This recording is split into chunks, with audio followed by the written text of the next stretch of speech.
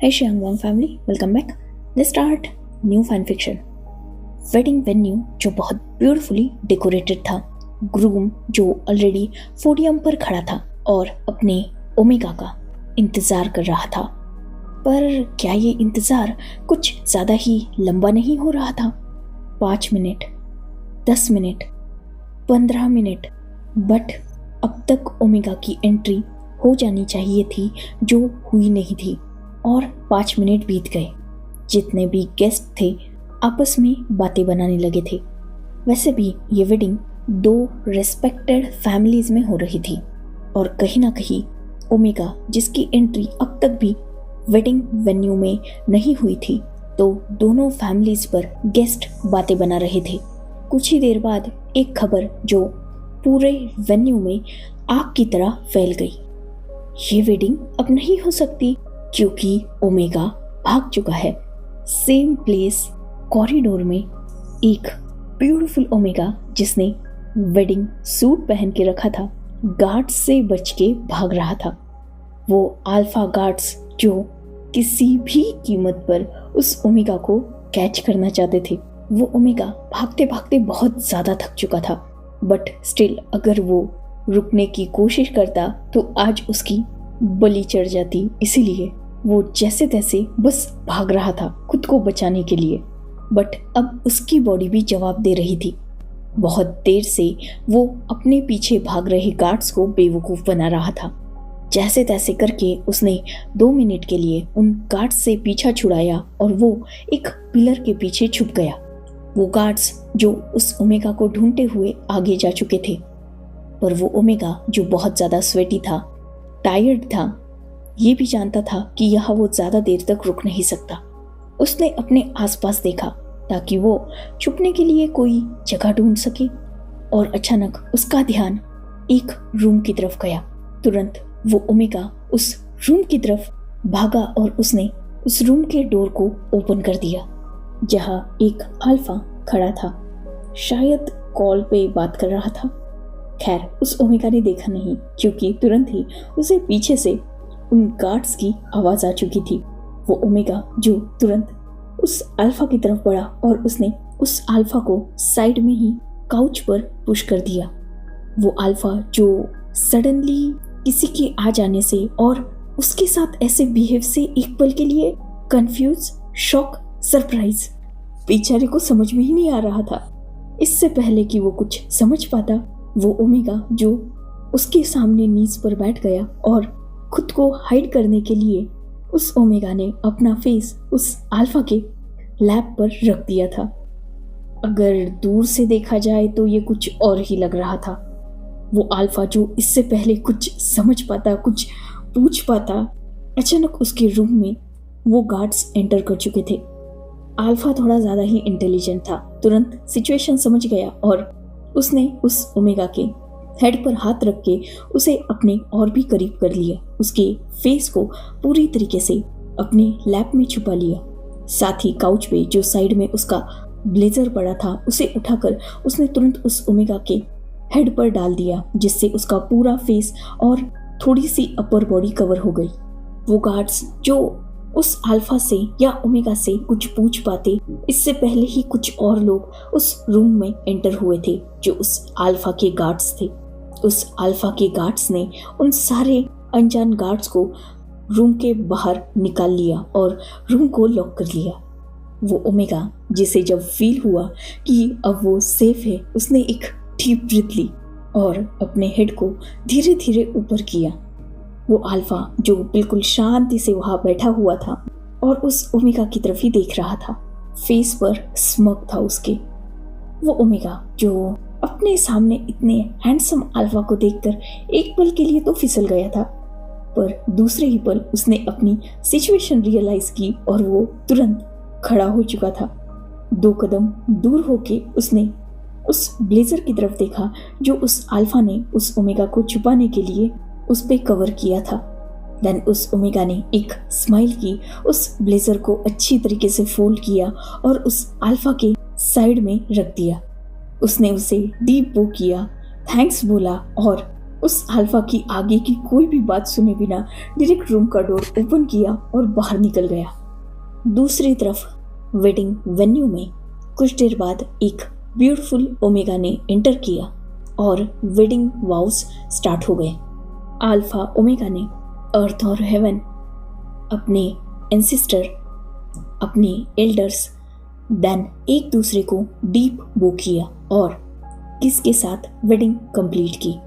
Wedding party और guest की gossiping दोनों भी खत्म हो चुके थे और सब अपने अपने घर जा चुके थे। करीबन 1 मंथ बीत गया। एक पर्सन जो अपनी आदत से मजबूर आज भी मॉर्निंग को लेट उठा था, इतना इम्पोर्टेंट डे, बट स्टिल उस ओमेगा को कोई फिक्र नहीं थी। घोड़े गधे बेच के सो रहा था और जैसे ही उठा फटाफट अपने काम कंप्लीट करने लगा। जैसे तैसे क्लोथ्स पहने, फ्रेश हुआ, रेडी हुआ और अपना बैग लेके नीचे आया। ब्रेकफास्ट ऑलरेडी उसकी मदर ने सर्व कर दिया था, बट वो ओमेगा इतना लेट था कि उसके पास वक्त ही नहीं था। उसने उस ब्रेकफास्ट को अपने हाथ में उठा लिया और भागते दौड़ते घर से बाहर जाने लगा। उसकी मदर जो पीछे से चिल्लाई, लान वांगजी, यू सिली बॉय, अपना मोबाइल तो लेके जाओ। लानी जो वांगजी के पीछे उसका मोबाइल लेकर आ रही थी, वांगजी ने तुरंत स्माइल की, अपने मॉम के हाथ से मोबाइल पिक किया। देन उसने अपने मदर के चीक पर क्विक पैक किया और वो वहां से भाग गया था। अपनी स्पोर्ट बाइक लेने के बाद वो डायरेक्टली अपने डेस्टिनेशन पर पहुंच गया। वांगजी ने अपनी बाइक पार्क की और भागते दौड़ते उस कॉरपोरेशन में एंटर किया। रिसेप्शनिस्ट को अपना जॉइनिंग लेटर शो करने के बाद उसे अपना आईडी कार्ड और बाकी डॉक्यूमेंट्स मिल चुके थे। देन एक पर्सन आया जो लान वांगजी को उसके डेस्क तक पहुंचाने वाला था। हाँ, आज वांगजी के वर्क का फर्स्ट डे था। थैंकफुली वो लेट उठने के बावजूद टाइम पे पहुंच चुका था। उसे यहाँ का एनवायरनमेंट बहुत पसंद आया और साथ ही अपना डेस्क भी। फाइनली उसने रिलीफ की ब्रीथ ली, अपना बैग निकाला और वो चेयर पर कंफर्टेबली लीन हो गया। अब उसकी लाइफ मजे की थी। वैसे भी टॉप बिजनेस कॉरपोरेशंस में उसे जॉब मिली है, सैलरी भी अच्छी खासी है। मतलब इतनी तो है कि वो आराम से अपनी खुद की मनी उड़ा सकता है, क्योंकि लैन फैमिली को वांगजी के पैसों की ज़रूरत नहीं है। वो फैमिली भी अच्छी खासी रिच है, एक बिजनेस रन करती है। पर वांगजी लैन फैमिली में से सबसे अलग इंसान। खुद के फादर की कॉरपोरेशन में उसे काम नहीं करना, अपने फादर के हर डिसीजन को अपोज करना वांगजी को बहुत अच्छी तरीके से आता है। वो बिल्कुल भी अपने बड़े ग जैसा ओबीडियंट, पोलाइट नहीं है। नॉटी, स्पॉइल्ड और बहुत ज़्यादा स्टबन है। कुछ काम वो कर लेता है, पर अगर कोई उसे बोल दे कि ये काम तुम्हें नहीं करना, वांगजी सबसे पहले वही काम करेगा। इवन वो बात उसके ईगो को हर्ट कर देगी। रिसेंटली ही एक बहुत बड़ा कांड किया था उसने। थैंकफुली फैमिली ने होशियारी से सब संभाल लिया तो वांगजी बच गया, वरना लैन फैमिली से किक मार के उसके फादर उसे बाहर निकाल देते। खैर, वांगजी को कोई फर्क नहीं पड़ता। वैसे भी उसके और उसके फादर की ज्यादा बनती नहीं है। यही तो रीजन है कि खुद की कॉरपोरेशन होने के बावजूद वांगजी कंट्री के टॉप बिजनेस कॉरपोरेशन में जॉब हासिल करके एक नॉर्मल जॉब कर रहा है वहां पर, जबकि उसके फादर उसे अपनी कॉरपोरेशन का प्रेसिडेंट बनाना चाहते हैं। पर क्योंकि ये वांगजी के फादर चाहते हैं तो वांगजी ये डेफिनेटली नहीं करेगा। रीजन नहीं चाहिए, बस फादर ने बोला है इसलिए नहीं करना। होते हैं ऐसे कुछ नमूने, और वांगजी उन्हीं में से एक है जिसे अपने फादर की हर बात काटने की आदत है। उसकी मदर और उसका ब्रदर इन दोनों से परेशान है।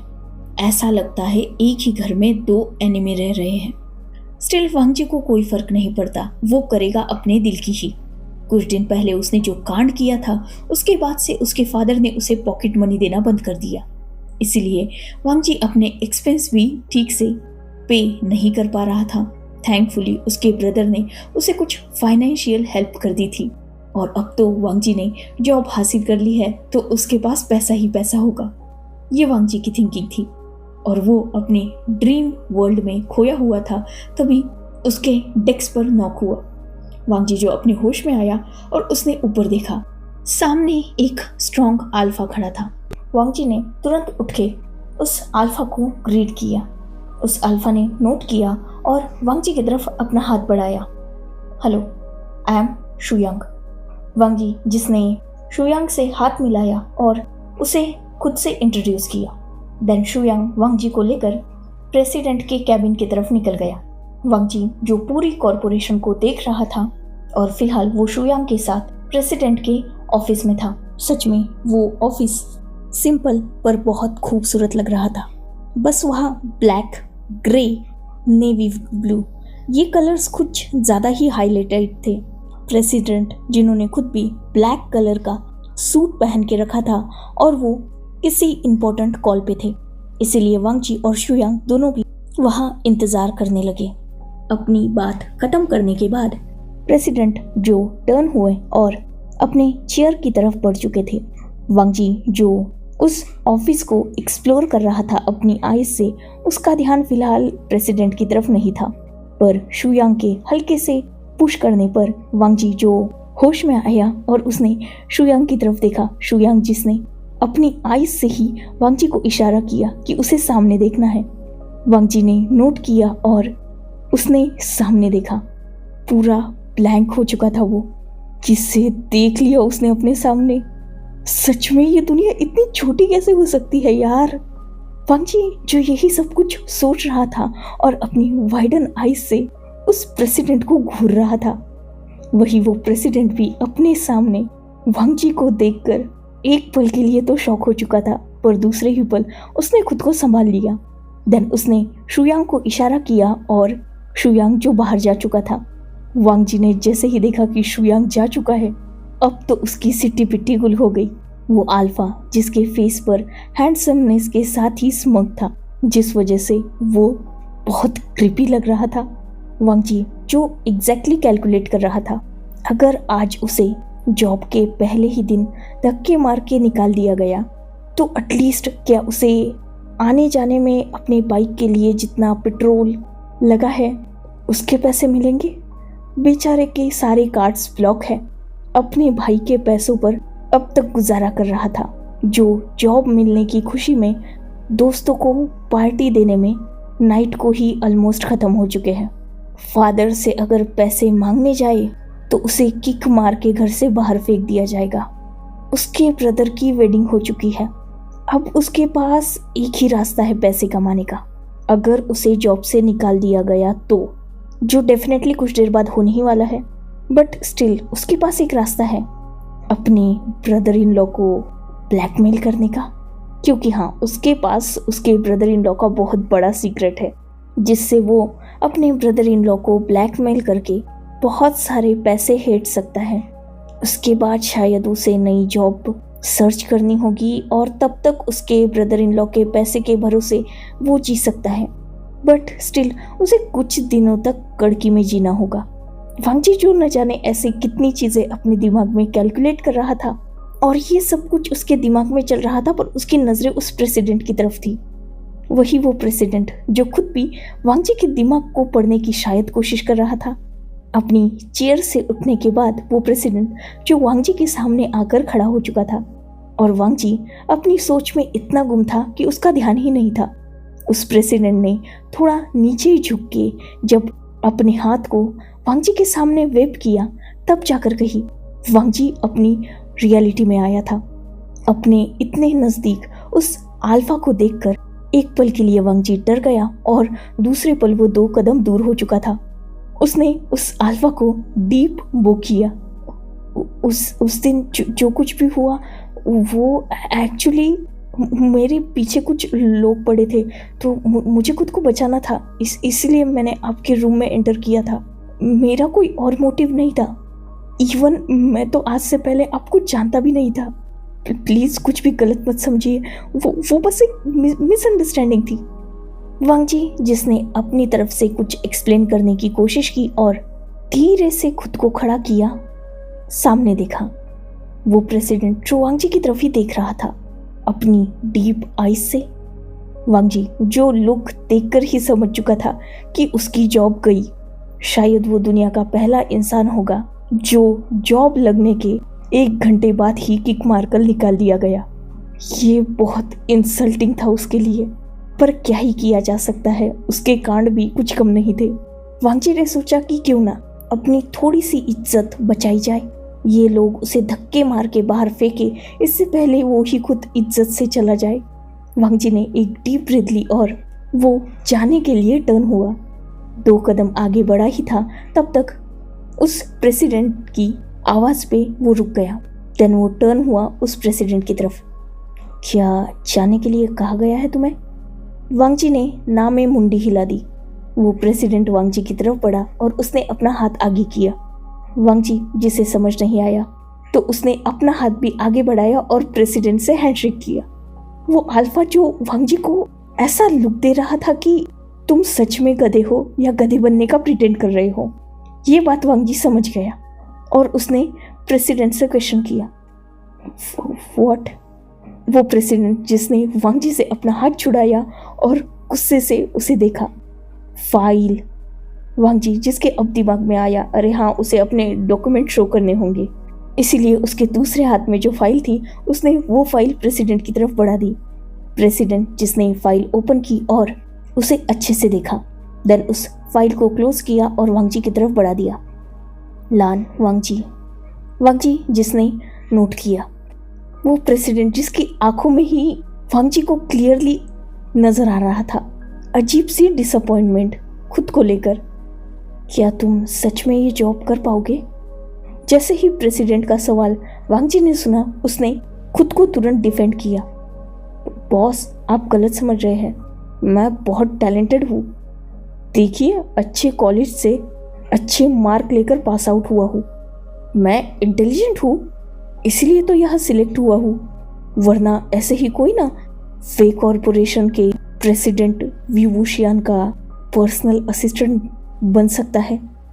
विंग जो वांग जी को नैरो आइज करके देख रहा था। एग्जैक्टली मैं भी यही सोच रहा हूँ। इंटरव्यूअर ने तुम्हें क्या सोच के पास किया है, क्योंकि जैसे तुम्हारी हरकतें हैं मुझे नहीं लगता तुम यहाँ टिक पाओगे। यही तो ट्रिगर पॉइंट था, नहीं कर पाओगे, नहीं टिक पाओगे। अब तो वांग जी यहाँ टिक के दिखाएगा। वांग जी ने विंग से थोड़ा गुस्से से बोला, व्हाट डू यू मीन? क्यों नहीं टिक पाऊंगा? डेफिनेटली मैं कर सकता हूँ। मुझे नहीं लगता कि आपकी कॉरपोरेशन में इतने बेवकूफ़ लोग हैं, ऐसे ही राह चलते को आपका असिस्टेंट तो नहीं बनाएंगे। अगर मुझे वो जॉब मिली है तो मैं डेफिनेटली उस काबिल रहूँगा। आई नो कि हमारा फर्स्ट इनकाउंटर कुछ ज़्यादा खास नहीं था, बट आप उसके बेसिस पे मेरे वर्क को जज कैसे कर सकते हैं? क्या ये अनफेयर नहीं है? विंग जिसने वांग जी को आंसर किया। फेयर अनफेयर की बातें कर कौन रहा है? किसी भी रैंडम अल्फा के रूम में घुस के अजीब हरकतें करने वाला ओमेगा? ये सुनते ही वांग जी जिसे मिर्ची लग गई, उसने विंग की तरफ सीधा अपनी फिंगर पॉइंट की थी। ओ हेलो, बोला ना उस दिन मेरे पीछे गार्ड्स लगे थे और उनसे बचने के लिए मैं आपके रूम में आया था। मुझे कोई शौक नहीं था किसी अल्फा के रूम में घुसने का। मैं भी अच्छी फैमिली से बिलोंग करता हूँ, लैंस का सेकंड हायर हूँ मैं। विंग जिसने आई रोल की, जो अपने ही वेडिंग से भाग गया। ये सुनते ही वांग जी ने विंग को ग्लेयर किया। आप मेरे बॉस हैं, मेरी पर्सनल लाइफ में इंटरफेयर करने की जरूरत नहीं है आपको। विंग जिसने नोट किया, करेक्ट, तुम्हें मेरे पर्सनल रूम में विदाउट परमिशन घुसने की परमिशन है, पर मैं तुम्हारी पर्सनल लाइफ में इंटरफेयर नहीं कर सकता। वांग जी जिसने आई रोल की, रखना है तो रखो वरना बोल दो, मैं चला जाऊंगा। विंग ने इस बात पर नोट किया। एक क्वेश्चन जिसका आंसर दो, देन मैं तुम्हें तुरंत यहाँ हायर कर लूंगा। ये सुनते ही वांग जी ने विंग की तरफ देखा। कैसा क्वेश्चन? उस दिन अपने ही वेडिंग से भागे क्यों थी तुम? ये सुनते ही वांग जी ने विंग को एक लुक देखा, थोड़ी देर सोचा, इस पर्सन को अगर वो जवाब देगा तो ज़्यादा कुछ इसका बिगड़ेगा नहीं। वैसे भी वो कौन सा इसे जानता है और ना ये पर्सन उसकी फैमिली को जानता है। तो पोल खुलने से रही। वैसे भी बेसिक आंसर वो दे सकता है जिससे किसी को प्रॉब्लम भी नहीं होगा और उसे जॉब भी मिल जाएगी, जिसकी वजह से फाइनेंशियल कंगाल वांग जी थोड़ा अर्न कर लेगा। फिलहाल ब्रदर इन लॉ को ब्लैकमेल करने का आइडिया उसने ड्रॉप कर दिया, क्योंकि नई नई शादी है, क्यों ब्रदर इन लॉ को इतनी जल्दी तंग करना, यही सोच के वांग जी ने विंग को आंसर दिया। वो एक्चुअली मेरी फैमिली मेरी वेडिंग फोर्सफुली करा रही थी, मुझे करनी नहीं थी तो मैं भाग गया, तो मेरे फादर ने मेरे पीछे गार्ड्स लगा दिए, उन्हीं से बचने के लिए आपके रूम में घुस गया था। विंग, जिसने वांग जी को सेकंड क्वेश्चन किया, ये क्लियर एक्सप्लेनेशन नहीं हुआ, ना ही कोई रीज़न हुआ, कुछ मिसिंग है इसमें, वो भी क्लियर करो। ये सुनते ही वांग जी जो कंफ्यूज, क्या मिसिंग है? वेडिंग करनी नहीं थी तो भागे, ओके समझ में आता है, क्यों नहीं करनी थी ये मेन पॉइंट है। विंग की इस बात पर वांग जी ने विंग को थोड़ा सस्पिशियसली लुक दिया। वो मेरी पर्सनल प्रॉब्लम है, मैं आपको क्यों बताऊं? विंग, जिसने आई रोल की, क्या तुम भूल रहे हो उस वेडिंग से तुम्हें बचाने वाला मैं हूँ। मेरे सामने उस दिन नीज पर किस तरह बैठे थे याद दिलाओ। वांग जी ने जैसे ही ये सुना वो थोड़ा एम्बेरस हो गया, क्योंकि हाँ वो सिचुएशन बहुत गलत थी। विंग जो ये बात समझ गया और वांग जी की तरफ अपना एक कदम उसने आगे बढ़ाया। जैसे ही वांग जी ने देखा कि विंग उसके करीब आ रहा है, उसने तुरंत खुद को कवर किया, मतलब खुद के ब्लेजर को थोड़ा ठीक किया और विंग की तरफ देखा। ये क्या बिहेव है? विंग जो थोड़ा नीचे झुका और वांग जी के आंखों में देख रहा था। तुम्हारे बिहेव से तो बेटर ही है मेरा बिहेव। वैसे वेडिंग से भागने का रीज़न किसी लवर के लिए भागे थे या फिर कोई बॉयफ्रेंड? वांग जी जो एक कदम दूर हुआ और उसने विंग को आंसर किया, मेरा कोई बॉयफ्रेंड नहीं है, मुझे वेडिंग ही तो नहीं करनी इसलिए तो भागा था। मतलब तुम सिंगल हो और वेडिंग से बचना चाहते थे? विंग के इस सवाल पर वांग जी ने नोट किया। विंग जिसने स्मोक किया और वो टर्न हो चुका था। इस बात से वांग जी ने एक रिलीफ की ब्रीथ ली। विंग जो अपनी चेयर की तरफ बढ़ा और वो अपनी प्लेस पर बैठ चुका था। ओके, शुयांग तुम्हें तुम्हारे काम समझा देगा। आई होप कि कल से तुम प्रॉपरली वर्क करोगे और मिस्टेक्स नहीं करोगे। ये सुनकर वांग जी जो बहुत ज़्यादा खुश हो गया, फाइनली उसे जॉब मिल गई। उसने हैप्पीली नोट किया और विंग को वो किया। Thank you very much. मुझे लगा था आप मुझे नहीं रखेंगे, बट स्टिल उसमें भी आपका ही नुकसान था। एक एक्सीलेंट एम्प्लॉय को आप खो देते। विंग ने जब ये सुना उसने वांग जी की तरफ नैरो आइज करके देखा, क्या ये ओमेगा सर पे गिरा है? बट उसने स्माइल कर दी और नोट किया। और वांग जी जो बिल्कुल हैप्पी होके उस रूम से बाहर निकल चुका था। बाहर ऑलरेडी शुयांग था, जिसे वांग जी ने बताया कि वो हायर हो चुका है और शुयांग उसे अपने काम समझा दे। शुयांग ने नोट किया और वो वांग जी को काम समझाने लगा। आज पूरा दिन वांग जी का बहुत बिजी गया था, पर फिर भी उसे वर्क करने में बहुत ज़्यादा मज़ा आया। पहले ही दिन विंग ने जस्ट वांग जी को दूर से ही ऑब्जर्व किया और वांग जी वो अपना काम भी मन लगा के कर रहा था, शुयांग से सब कुछ समझ भी रहा था और उसने अपने काफ़ी सारे दोस्त भी बना लिए थे। बहुत टॉकेटिव था वो और हमेशा उछलता कूदता रहता था। उसका नेचर बिल्कुल चेयरफुल था, जिस वजह से बहुत जल्द उसके पास बहुत सारे फ्रेंड्स आ चुके थे। इवन उसने फर्स्ट डे ही ऑफिस के सीक्रेट कपल शुयांग और शाओ शिनचैन को रंगे हाथों पकड़ लिया था। ऐसे खुरापतों में वांग जी का दिमाग एक्स्ट्रा चलता था और शुयांग शाओ शिनचैन जो सेम ऑफिस में काम करते थे और पिछले 6 साल से अपना रिलेशनशिप हाइड किए हुए थे, उन्हें वांग जी ने 6 घंटे में पकड़ लिया। पर हाँ, वांग जी ने प्रॉमिस किया था कि वो इस बारे में किसी को बताएगा नहीं। बस शुयांग और शाओ शिनचैन को उसे थोड़ा फेवर करना होगा। इस बात के लिए शुयांग शाओ शिनचैन मान गई। शाओ शिनचैन से भी वांग जी की अच्छी दोस्ती हो गई। देन उसे वहाँ कुछ और अच्छे दोस्त मिले, जैसे नी हुसैन, वेनिंग, मेंग्याओ, वेंचिंग, और वांग जी के साथ सबकी जमने भी लगी। खैर, आज का दिन बहुत ज़्यादा टायर्ड था, बट बहुत ज़्यादा हैप्पीनेस से भरा हुआ भी। वांग जी जो घर पहुंचा, रूम में गया, फ्रेश हुआ और वो बाहर आया। उसके मदर फादर जो उसके इंतज़ार में डाइनिंग टेबल पर बैठे हुए थे। कुरैन जो वांग जी को गुस्से से घूर रहे थे। वांग जी जिसे हर रोज़ की आदत थी, वो उसे इग्नोर कर चुका था। उसने अपनी प्लेट ई की तरफ बढ़ाई और बिल्कुल हैप्पीली कहा, मॉम, आप जानते हो मेरा ऑफिस कितना अच्छा है। इनफैक्ट फर्स्ट डे ही मेरे बहुत सारे दोस्त भी बन गए, और मेरा बॉस वो तो बहुत ज़्यादा अच्छा है, बाकियों की तरह खड़ूस नहीं। ये टॉन्ट स्पेशली कुरैन के लिए था, जो कुरैन को समझ में आ गया। उन्होंने वांग जी को घूर के देखा। वांग जी पर कोई असर नहीं, वो अपनी बकबक जारी रखे था। वही ई जिसे आदत हो चुकी थी अब इन सारी चीज़ों की। वांग जी और कुरैन दोनों ऐसे इंसान थे जो पूरी दुनिया की बातें करेंगे और घूम फिर के एक दूसरे को ही टॉन्ट मारेंगे। इस बात से सिचान और ई हमेशा परेशान रहते थे। सिचान की वेडिंग हो चुकी थी तो वो इस टेंशन से निकल गए, पर ई जो अभी भी यही फंसी हुई थी और इन दोनों के प्रॉब्लम को अभी भी फेस कर रही थी। ये प्रॉब्लम तो अब तभी खत्म हो सकती थी जब वांग जी की वेडिंग हो जाए, जो फिलहाल पॉसिबल नहीं था। कुछ ही दिन पहले कुरैन ने कोशिश की थी वांग जी की वेडिंग करने की, पर वांग जी वहां से भाग चुका था, और ना चाहते हुए भी कुरैन को अपने ओबीडियंट बेटे की वेडिंग, मतलब लैन सिचन की वेडिंग जियांग के फर्स्ट हायर जियांग चैंग से करानी पड़ी, जिसके साथ वांग जी की वेडिंग फिक्स हुई थी। दोनों फैमिलीज की रेपुटेशन बचाने के लिए कुरैन और फैंग मियान, मतलब दोनों फैमिली हेड ने ये डिसीजन लिया था।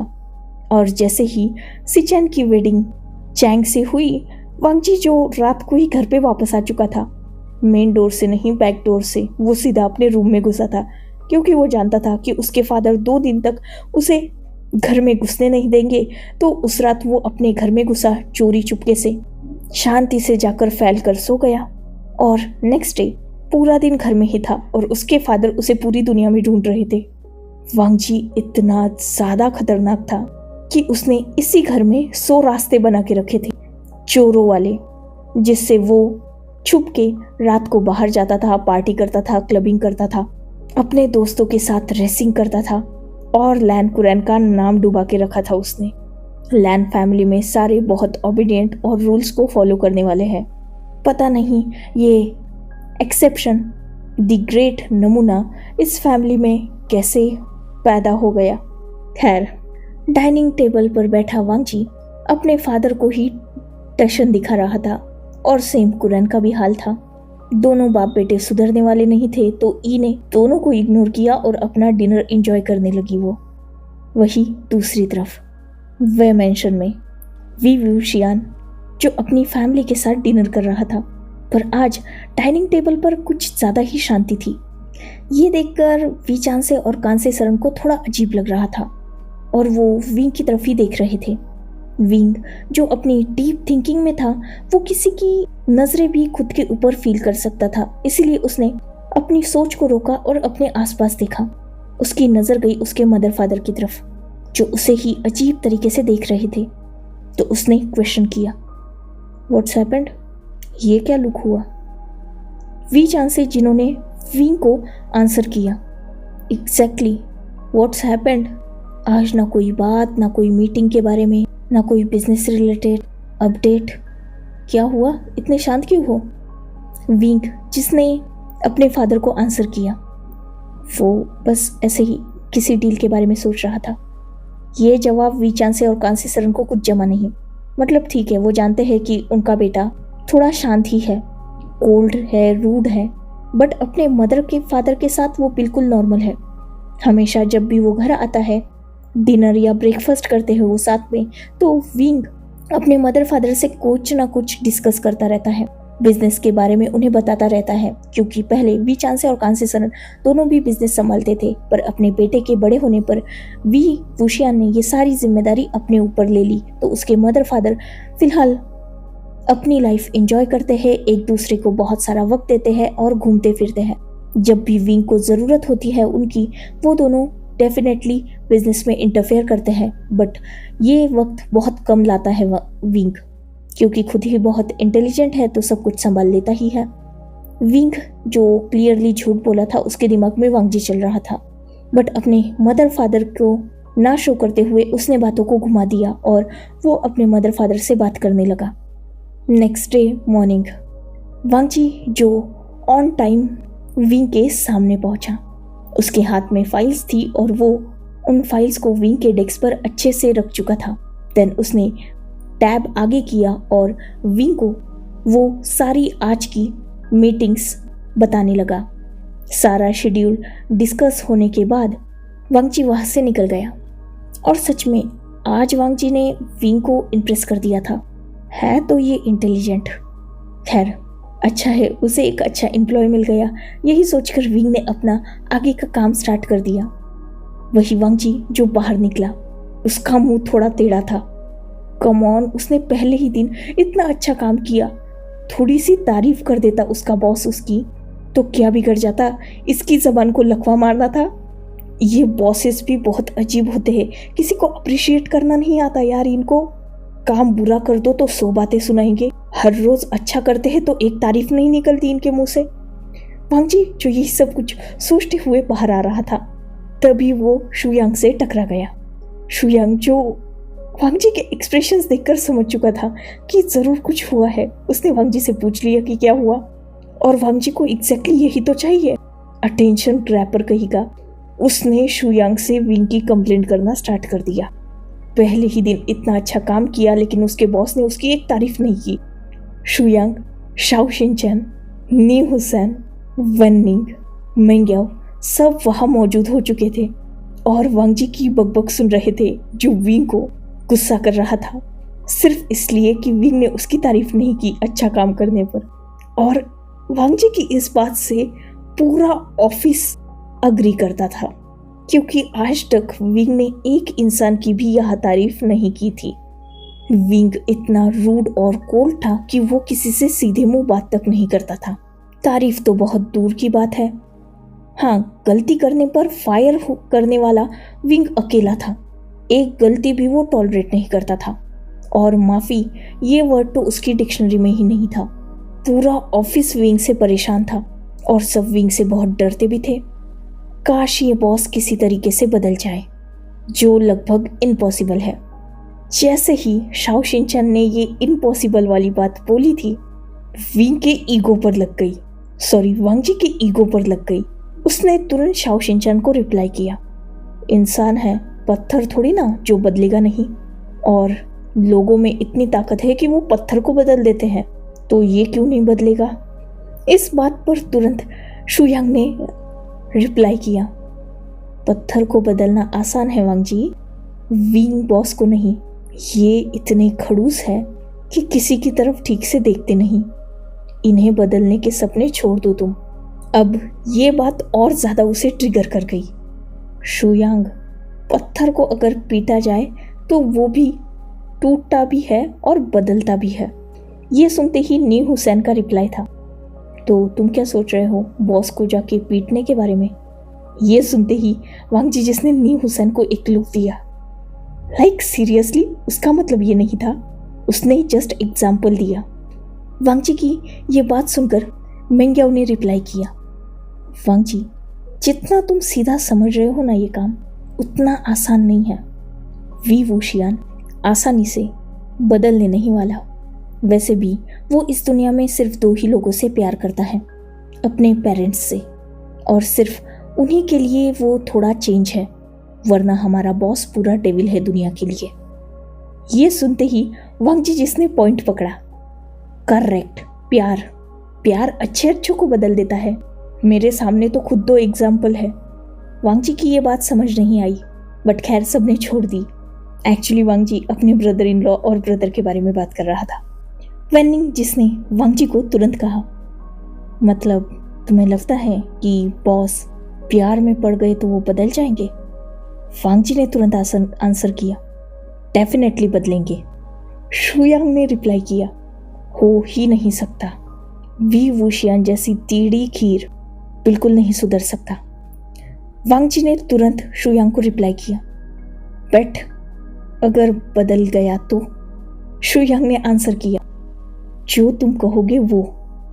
वांग जी जिसने इस पॉइंट को पकड़ लिया, शुयांग पलटना मत। शुयांग ने नोट किया। इन लोगों की ये बातें चल ही रही थी, तभी नी हुसैन ने बीच में क्वेश्चन किया था, एक बात बताओ, उस डेविल से प्यार करने की हिम्मत करेगा कौन? इसका जवाब मेंग्याओ ने दिया था, ऑब्वियसली बेट वांग जी की है तो वांग जी करेगा। वांग जी ये सुनकर मेंग्याओ की तरफ देखने लगा था। मैं प्यार करूंगा, वो भी उस डेविल से? मेंग्याओ ने और बाकी सब ने भी नोट कर दिया। ऑब्वियसली वांग जी आइडिया तुम्हारा ही है। तुरंत पीछे से आवाज आई थी, नहीं नहीं वांग जी ये नहीं कर सकता। ये सुनते ही वांग जी का ध्यान गया शाओ शिनचैन की तरफ। नहीं कर सकता? डेफिनेटली करेगा वांग जी। अब तो वी वुशियान उसके प्यार में सिर्फ गिरेगा नहीं, उसके पीछे लॉस्ट पपी की तरह घूमेगा। वांग जी की इस बात पर किसी को भी यकीन नहीं था, क्योंकि ऑब्वियसली वांग जी यहाँ 2 दिन पहले आया है। वो लोग यहाँ सालों से काम कर रहे हैं। विंग को कितने ओमेगास ने सीड्यूस करने की कोशिश की है। विंग इतना डेंजरस था कि वो ना खुद ओमेगास के करीब जाता था, ना ओमेगास को अपने करीब आने देता था। खैर वांग जी ने बोल दिया था तो शायद कुछ करके दिखाए। वैसे होप उन्हें ज्यादा नहीं थी, पर ठीक है ना, अगर सच में वांग जी सक्सेसफुल हो गया और विंग को वांग जी से प्यार हो गया तो उन्हें भी थोड़ा शांति मिलेगी। यही सोच के सबने नोट कर दिया। पंचायत खत्म हुई और सब अपनी अपनी जगह लौट गए और वांग जी उसका मिशन डेविल स्टार्ट हो चुका था। बट 1 मिनट, वो करेगा कैसे? बचपन से लेकर फिलहाल वो 22 साल का है। अल्फाज की हड्डी तोड़ने से लेकर उन्हें हॉस्पिटल और पुलिस स्टेशन पहुंचाने तक उसने सब कुछ कर लिया है, पर प्यार कभी नहीं किया, ना ही उसे कोई एक्सपीरियंस है। जो भी अल्फा उसके करीब आया है उसने एक तो उसके हाथ पांव तोड़े हैं या तो उन्हें भगा दिया है। उसे लव, डेट, प्यार, मोहब्बत पल्ले नहीं पड़ती। शर्त तो उसने लगा दी, कंप्लीट कैसे करेगा? और वो भी डायरेक्टली वी वुशियान जैसे इंसान के साथ। उसे प्यार करना है, नहीं उसे अपने प्यार में गिराना है। ये चैलेंज बहुत बड़ा होने वाला था और आसान तो डेफिनेटली नहीं होने वाला था, बट ऑब्वियसली बेट लगी है और कोई नया टास्क आया है वैसे भी, तो वो करेगा। वांग जी जो यही सोचते हुए अपना आगे का दिन काम में बिता चुका था, बट ये थॉट उसके माइंड से गया नहीं था। वो इवनिंग में घर पे गया और नॉर्मल रूटीन फॉलो हुई। ऐसे ही 4-5 दिन बीत चुके थे। दिमाग में उसके कुछ नहीं आ रहा था, साथ ही वर्कलोड बहुत ज़्यादा था। बेचारा करे तो क्या करे, प्यार के बारे में कोई आइडिया नहीं और काम से फुर्सत नहीं। साथ ही अब उसके दोस्त उससे पूछ रहे थे बात कहाँ तक बढ़ी, और वांग जी को ये बताने में शर्म आ रही थी कि बात आगे बढ़ना तो दूर, शुरू तक नहीं हुई है। अगर ये वो बता देता तो उसकी इंसल्ट होती ना, इसलिए वो सब कुछ झूठी बातें बता रहा था। वांग जी के पास एक ही चीज थी, ब्यूटी, जिसमें विंग को कोई इंटरेस्ट नहीं है। बट वेट, उसके पास एक और चीज है जिसमें विंग को बहुत इंटरेस्ट है। गलत मत समझो, इंटेलिजेंसी की बात हो रही है। विंग को अपने आसपास इंटेलिजेंट लोग बहुत पसंद है और वांग जी तो एक्स्ट्रा ऑर्डिनरी है, कुछ ना कुछ झंडे तो वो गाड़ेगा। बट फिलहाल उसे जल्दी जल्दी रेडी होना था, क्योंकि उसे अपने ब्रदर के इन लॉज के घर पे इनवाइट किया गया था, उसके पूरी फैमिली को। वांग जी जो रेडी हुआ और अपने मदर फादर के साथ अपने ब्रदर के घर के लिए निकल चुका था। कुछ ही देर बाद वो सब जियांग मैंशन पहुंचे। जैसे ही वांग जी जियांग मैंशन में गया था, वो भागते हुए अपने ब्रदर के पास गया, मतलब सिचैन के पास, और उसने अपने ब्रदर को टाइटली हग कर लिया। सिचैन भी अपने डीडी को देखकर बहुत ज्यादा हैप्पी हो चुके थे। उन्होंने भी वांग जी को हग बैक किया और उसे प्यार से सहलाया। तुरंत वांग जी की नजर सिचैन के साइड में जा चुकी थी, जहां वांग जी का एक्स और ना हुआ अल्फा खड़ा था, जो फिलहाल उसके ब्रदर का करंट अल्फा था। वो जियांग चैंग से भी स्माइल के साथ मिला और जियांग चैंग ने भी वांग जी को अच्छी तरीके से ट्रीट किया। देन वो जियांग फैंगमियान और मैडम यू से मिला, जो वांग जी के साथ ठीक ही बिहेव कर रहे थे, क्योंकि वांग जी कितना नॉटी है ये उन्हें भी पता था और उन्हें एक शांत ओमेगा मिला था उनके लिए, जो उनकी भी केयर करता था, उनके अल्फा बेटे की भी ख्याल रखता था और घर में शांति बना के रखता था, ना कि वांग जी जैसा नॉटी जो घर को सर पे उठा के नाचेगा। तो वो इस वेडिंग से खुशी थे, तो उन्हें वांग जी से भी कोई शिकायत नहीं थी। अच्छा हुआ जो वांग जी भाग गया। सिचैन की वेडिंग होने से उनका घर फिलहाल बिल्कुल शांत है। वही और लोग मौजूद थे। मैडम यू की सिबलिंग वहां आई थी, कांसे सरन अपने हस्बैंड वेचांसे के साथ। थोड़ी ही देर बाद उनका बेटा भी आने वाला था। खैर वो फिलहाल यहाँ नहीं था और सारी फैमिलीज मिलकर एक दूसरे से बातें करने लगी। सब हैप्पी थे, पर कुछ ही देर बाद एक अनएक्सपेक्टेड एंट्री, जिससे वांग जी की हार्ट बीट स्किप हो चुकी थी और वो शॉकिंगली विंग की तरफ देख रहा था। जैसे ही विंग वहां आया था, जियांग चैंग जो उठ गया और विंग की तरफ बढ़ गया और उसने विंग को जाकर हग किया। विंग ने भी जियांग चैंग को हग बैक किया। जियांग चैंग जो विंग को लेकर सबके सामने आया और विंग को देखकर madam Yu, Jiang Fangmian, Sichen, even Lan कुरैन और लैनी भी बहुत हैप्पी हो चुके थे। और वांग जी जो शौक था पूरा, ये उसके साथ हो क्या रहा है। ऑब्वियसली वो समझ चुका था कि वी वुशियान वी चांसे और कांसे सरन का बेटा है, मतलब जिसके अंडर वो काम कर रहा है वो उसके ब्रदर के इन लॉज की फैमिली से बिलोंग करता है। इससे भी बड़ी ट्रेजेडी ये है कि वांग जी ने बेट लगाई है कि वो विंग को अपने प्यार में डाले, और अब ये मैटर सिर्फ बेट तक नहीं रहा या ऑफिस तक नहीं रहा।